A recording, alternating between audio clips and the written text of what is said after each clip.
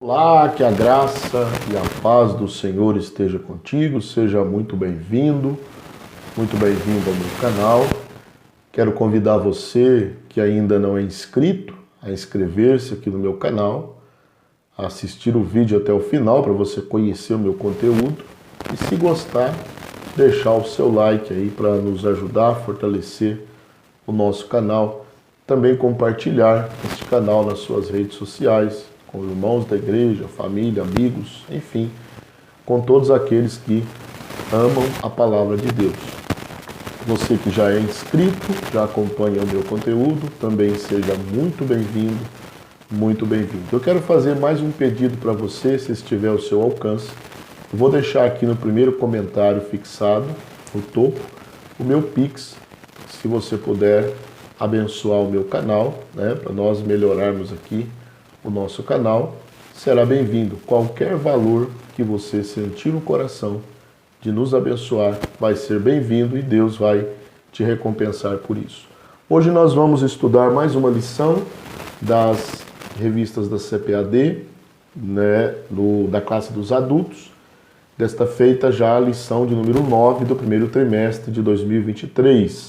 O tempo passa rápido, né? Já estamos quase terminando o primeiro trimestre. Ela vai ser estudada em classe no dia 26 de fevereiro de 2023, se o senhor assim permitir.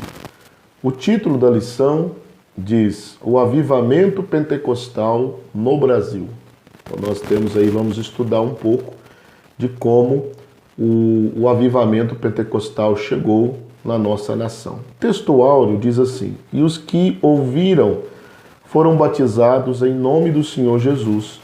Impondo-lhes Paulo as mãos, veio sobre eles o Espírito Santo, e falavam línguas e profetizavam. Isso está registrado em Atos capítulo 19, versículos 5 e 6. A verdade prática diz assim: Deus derramou um grande avivamento pentecostal no Brasil. Ele pode avivar mais uma vez o seu povo. A leitura bíblica em classe está no livro de Atos, capítulo 19, dos versículos 1 a 7. Nós vamos efetuar a leitura, você pode acompanhar aí na sua revista. E sucedeu que, enquanto Apolo estava em Corinto, Paulo, tendo passado por todas as regiões superiores, chegou a Éfeso e, achando ali alguns discípulos, disse-lhes: Recebestes vós já o Espírito Santo quando crestes? E eles disseram-lhe: Nós nem ainda ouvimos que haja Espírito Santo. E perguntou-lhes então: Em que sois batizados então? E eles disseram: No batismo de João. Mas Paulo disse: Certamente João batizou com o batismo do arrependimento, dizendo ao povo que cresce no que após ele havia de vir, isto é, em Jesus Cristo. Impondo-lhes Paulo as mãos, veio sobre eles o Espírito Santo, e falavam línguas e profetizavam. E estes eram ao todo 12 varões. Então essa é a leitura bíblica em classe, né, da qual é fundamentada a lição. Vamos agora para uma introdução, né? A introdução, eu costumo na introdução apresentar os tópicos que vão ser estudados. Então, no primeiro tópico, vamos ver aí, o movimento de Atos se repete no Brasil. Aqui o autor ele vai falar um pouco sobre a experiência de Atos 19, aqui dos 12 homens, né? E depois ele já vai adentrar na história de Daniel Berg e Gunnar Wingre, já dando início aí, ainda no tópico 1, a história dos missionários avivalistas que vieram para o Brasil, né? E hoje, o fruto das suas missões é a Assembleia de Deus, espalhada no Brasil todo. No segundo ponto, nós vamos ver o nascimento de um novo movimento, vamos ver como que isso se iniciou, né? Como que a fé pentecostal ela iniciou-se aqui em nosso país, onde foi, como foi e assim por diante. Depois nós vamos ver no ponto 3 ponto 3, nós vamos estar estudando a expansão do movimento pentecostal. Como se deu esse crescimento? Nós vamos ver que o modelo de crescimento da igreja, ele era centrífugo, ou seja, ele era de dentro para fora. Então nós vamos ver que a igreja ia crescendo de casas para salões, depois para templos, né? E por que não falar para enormes templos como há hoje no Brasil. Ok? Então essa é uma visão, uma introdução, uma visão geral da lição de hoje. Então nós vamos agora para o ponto de número 1. O movimento de Atos se repete no Brasil. Então, aqui o texto bíblico que nós lemos na leitura bíblica em classe vai falar de uma ocasião em que Paulo ele chega à cidade de Éfeso e ali ele encontra um grupo de discípulos. E ele faz a seguinte pergunta: recebestes vós já o Espírito Santo quando crestes? Recebestes já o Espírito Santo quando crestes? E aí eles respondem: nós nem sabemos o que é o Espírito Santo. Nós nem ouvimos falar de que haja o Espírito Santo. Ou seja, essas pessoas eram convertidas. Ao que nós entendemos biblicamente, eles já tinham o Espírito Santo habitando neles, porque eles são regenerados.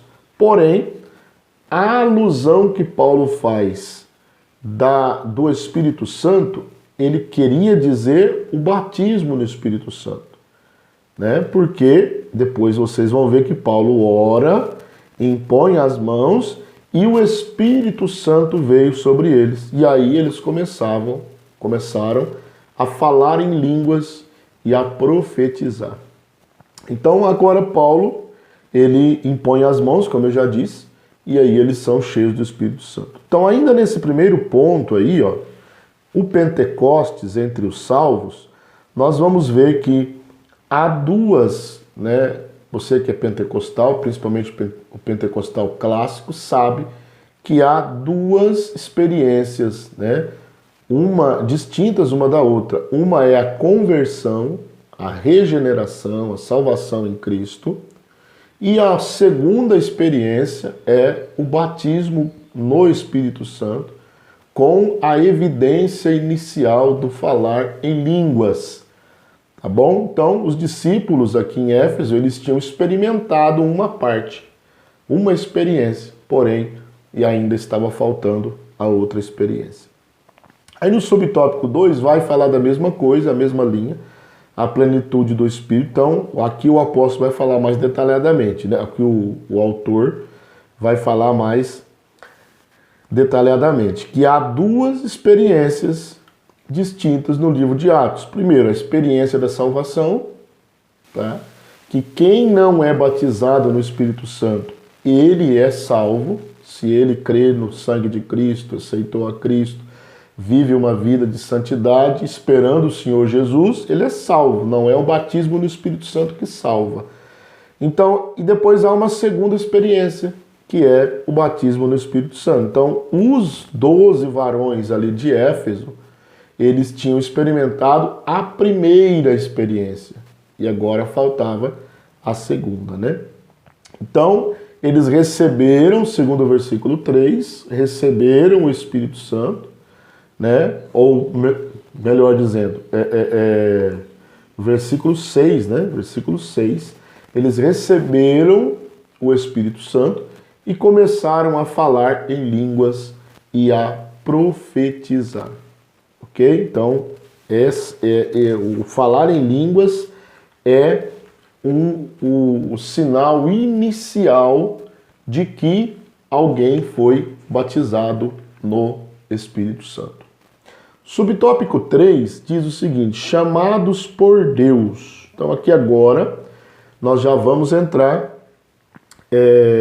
na história, Lógico que resumidíssima, porque a aula ela não suporta um detalhamento da história dos missionários, uma história completa, Eles eram suecos, os dois suecos, né? Foram trabalhar nos Estados Unidos e depois voltaram para a Suécia. E uma certa vez eles se encontraram, né?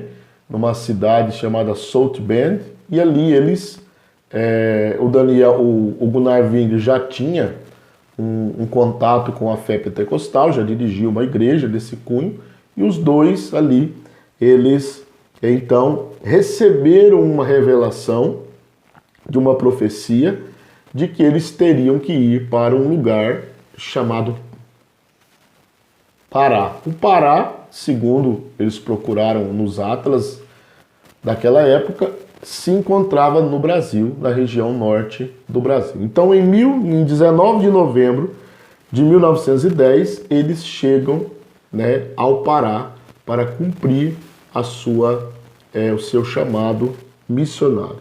Então, ali no Pará já havia cristãos. Nós precisamos entender isso. Às vezes a gente acha que eles chegaram ali, né, e começaram a pregar.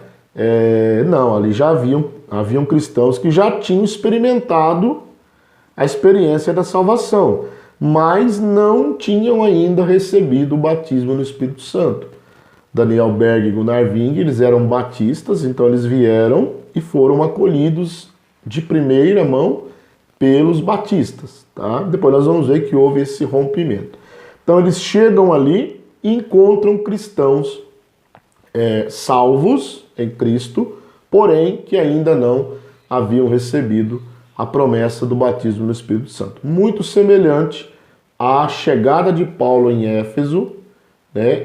Aqueles varões também eram salvos, porém não conheciam o batismo no Espírito Santo. Da mesma forma, Daniel Berg e Gunnar Wingre, eles vieram para o Brasil e encontraram um pessoal já salvo, cristãos, porém que ainda não tinham recebido o batismo no Espírito Santo, ok? Se você tem algum comentário nesse ponto, alguma pergunta, pode deixar aqui nos comentários e nós vamos interagindo. Então vamos já passar para o ponto 2. Ponto 2, que vai dar sequência a um pouco da história dos missionários aí. Ponto 2, o nascimento de um novo movimento. A pregação do avivamento pentecostal. Então, como Daniel Berg e Gunnar Wingre, eles eram pentecostais e pregavam o batismo no Espírito Santo, eles começaram a chamar a atenção da igreja, né? Eram igrejas tradicionais, a igreja batista é uma igreja tradicional e cessacionista, ou seja, não cria nos dons, na atualidade do batismo no Espírito Santo, do falar em línguas, dos dons espirituais, e isso foi causando incômodo. Então, aqueles cristãos, principalmente o pastor, né, ele foi ficando incomodado porque as pessoas começaram a dar ouvidos àquela nova doutrina, nova para eles, mas já é uma promessa na Bíblia desde Joel, né? Nos últimos dias derramarei do meu espírito sobre toda a carne. Então, eles não foram bem aceitos ali nas igrejas históricas, né? Principalmente na Igreja Batista, onde eles eram membros. E aí, uma certa feita, uma irmã, né, a célebre Celina Albuquerque, ela ouve esta mensagem e ela crê e começa a buscar o batismo do Espírito Santo. E ela é batizada, ela recebe esse batismo. Então ela é considerada a primeira mulher a ser batizada no Espírito Santo em solo brasileiro, né? E ali, isso é uma coisa muito interessante. Então o povo começou a buscar e outros irmãos também começaram a se juntar a ela já batizada e também foram recebendo o batismo no Espírito Santo. E o que aconteceu? A direção da igreja marcou uma reunião, direção da Igreja Batista, né, para confirmar quais os membros que iriam abraçar esta nova fé, digamos assim, né, e quem iria abraçar a mensagem dos missionários. Nessa reunião, 9 irmãos, né? 9 irmãos decidiram aceitar a fé pentecostal. E esses 9 irmãos, né? Até o autor ele usa aqui um modo bem sutil, né? Na verdade um eufemismo.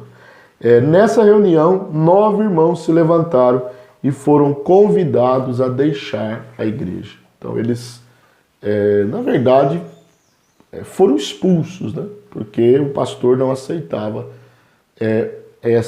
esse ensino, tá bom? Então aí, desses 9 irmãos, começou o movimento pentecostal no Brasil.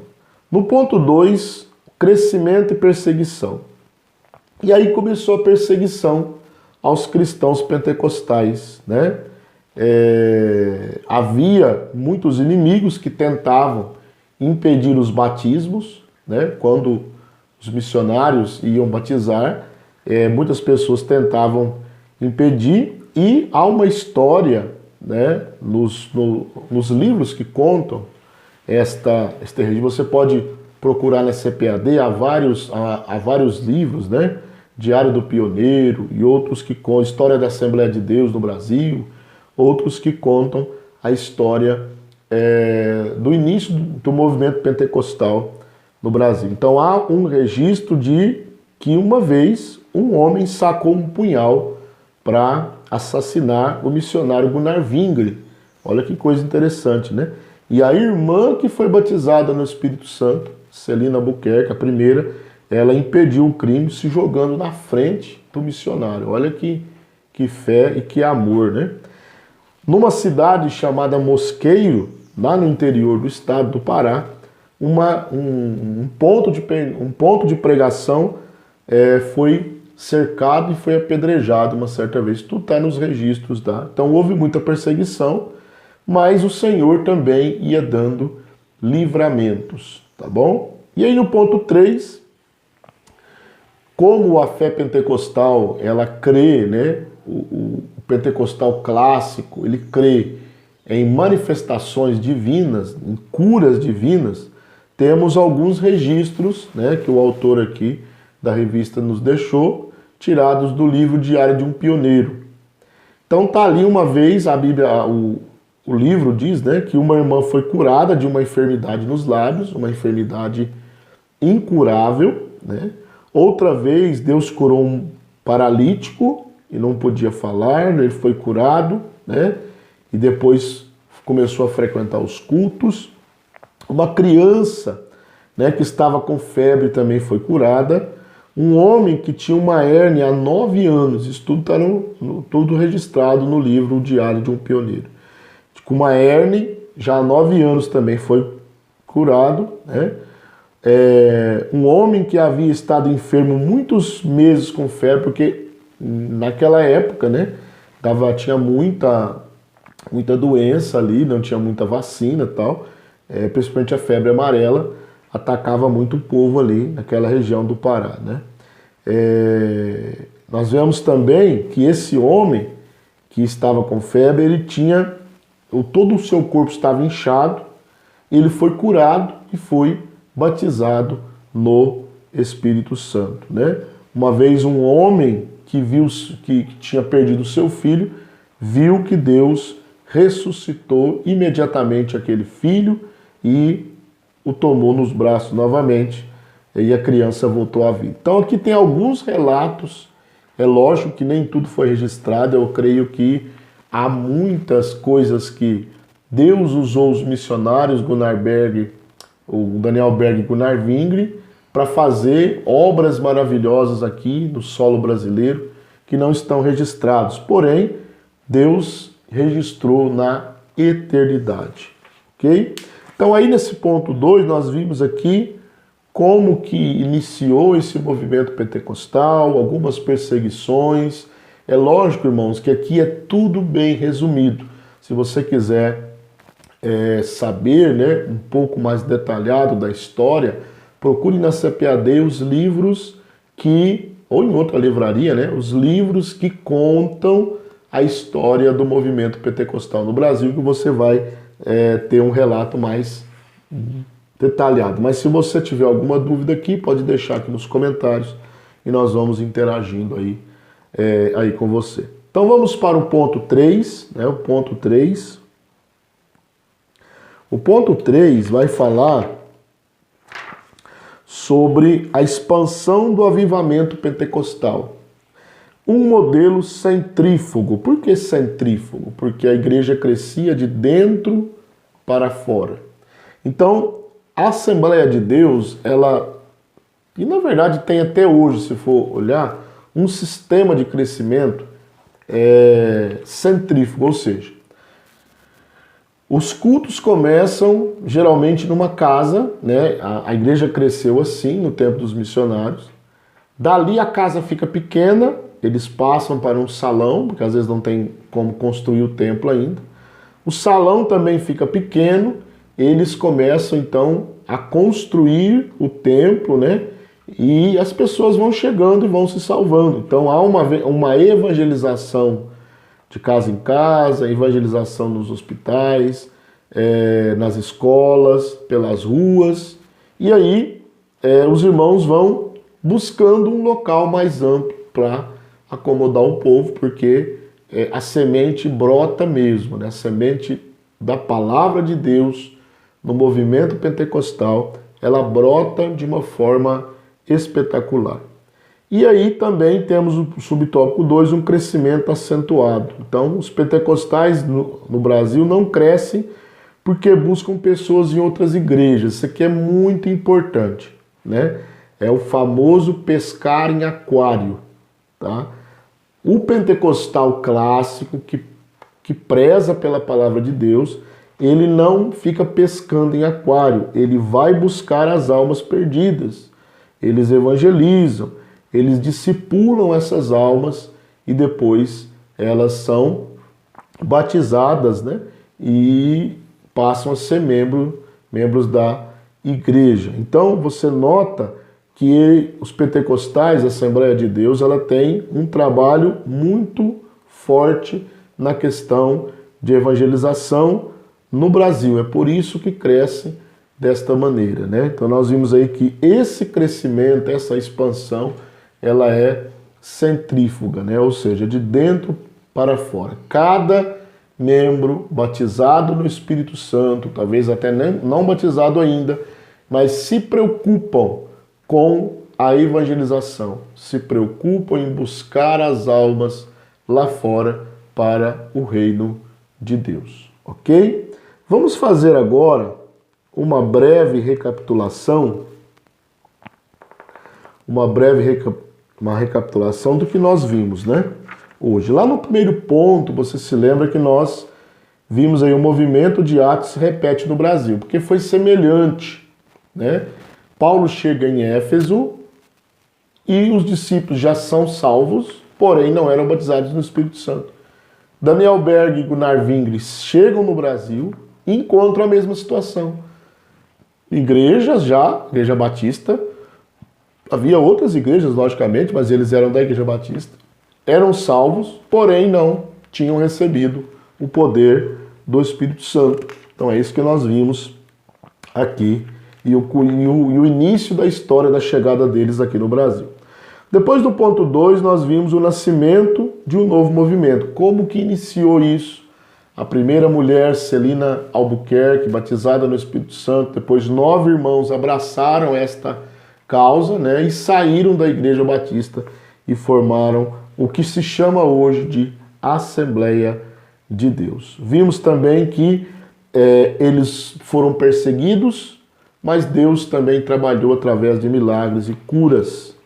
E por fim, no ponto 3, nós vimos aí a expansão do movimento pentecostal. Como que se trabalha o movimento pentecostal centrífugo, né? De dentro para fora. Começa numa casa, depois num salão maior, depois num templo grande, né? Porque as pessoas vão chegando por causa da evangelização nas ruas, nas escolas, nos hospitais e assim por diante, ok? Mas antes de você sair do vídeo, eu quero pedir para você aí deixar o like. Se você chegou até aqui é porque você Gostou do vídeo, né? Deixa o like aí para nos ajudar, isso é muito bom. E eu te espero na próxima lição, que é o avivamento na vida pessoal. Você não pode perder, no nome de Jesus. Que Deus em Cristo te abençoe e até a próxima aula.